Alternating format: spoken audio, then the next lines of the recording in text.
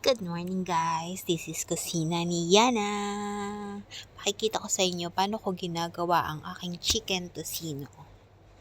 So pag nasa Middle East ka or UAE or somewhere part of Middle East, medyo umay ka na sa manok. So kailangan mong bigyan ng konting buhay. Maiba ang lasa.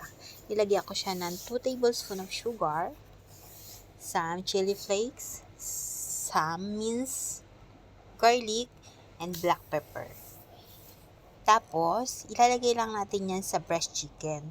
Ang ginamit ko dito is breast chicken. Pero yung walang balat ba?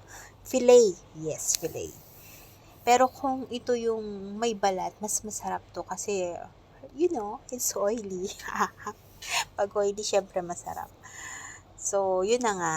Wala ako nun. So, ang ginamit ko lang is filet. Tapos nilagyan ko siya ng red color para may buhay.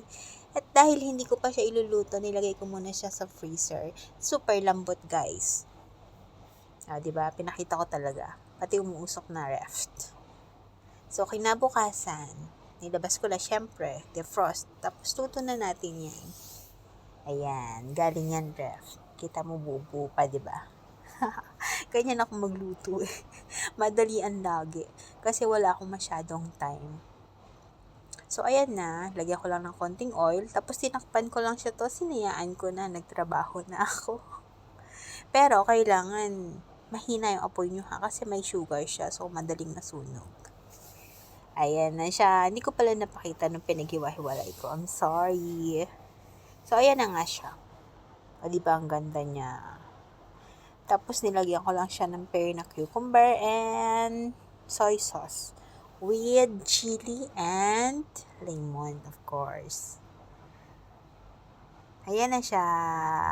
Walang kaarte-arte kasi hindi pa ako namimili. So, wala pa akong lettuce. Pero, masarap siya guys with lettuce.